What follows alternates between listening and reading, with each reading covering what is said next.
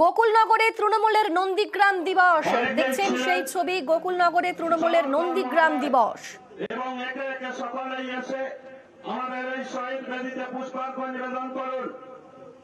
আমাদের এই 14 তারিখ আমাদের সঙ্গে রয়েছেন প্রতিনিধি সুজিত। সুজিত, সকাল থেকে কিরকম ছবি দেখতে পাচ্ছ?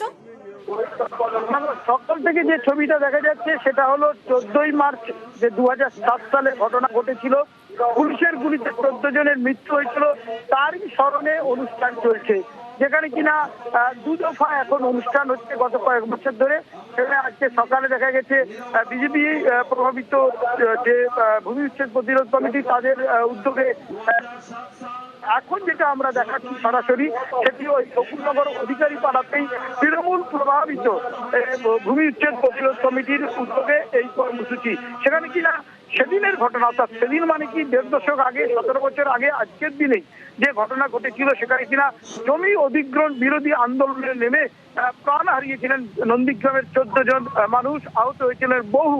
সেই যে ঘটনা, তারপর থেকে প্রতি বছর আজকের দিনটিকে বেছে নিয়ে এই তৃণমূল প্রভাবিত ভূমি উচ্ছেদ প্রতিরোধ কমিটি সভা করে আসছেন। কিন্তু শুভেন্দু দল বদল করার পর 20 সালের পর থেকে কিন্তু দেখা যায় বা 21 সাল থেকে দু দফায় হচ্ছে, সেখানে কিনা পৃথক ভাবে বিজেপি প্রভাবিত সেখানে শুভেন্দু থাকছে, আজকে ছিলেন সকালে। আবার এখন যেটা চলছে সেখানে কিনা তৃণমূল প্রভাবিত একই জায়গায় ঠিক পরে পরে পুলিশের কাছে বসে ঠিক করে সময় ঠিক করেই কিন্তু এই শোক সভা বা স্মরণ সভা চলছে, যেখানে কিনা একদিকে বিজেপি প্রভাবিত কর্মসূচিতে শুভেন্দু বিঁধেছে শাসক দলকে, আর এখন যে কর্মসূচি চলছে তৃণমূল প্রভাবিত ভূমি উচ্ছেদ প্রতিরোধ কমিটির যে সভা, সেখানে কিন্তু রাজ্য এবং জেলা নেতৃত্ব তৃণমূলে রয়েছেন। তারা এখন স্মরণ সভা উপলক্ষে তাদের মধ্যে দেখা গেল যে নীরবতা পালন করলেন এবং তারা শহীদ বেদিতে মাল্যদান করছেন এবং তারা স্মৃতি তর্পণও করবেন। এই যে ঘটনা নন্দীগ্রামে, সেটা কিন্তু চলছে এবং এই যে ঘটনা তারই বলা যায় যে স্মরণে যে বিভিন্ন জায়গায়, শুধু এই 2 জায়গা নয়, সোনাচূড়া, ভাঙাবেড়িয়া বা অধিকারী পাড়া, আসলে এই 2টি জায়গাতেই সেই দিনে ঠিক এই যে ঘটনা ঘটেছিল, সেখানে গ্রামবাসীদের উপর গুলি ছোড়া হয়।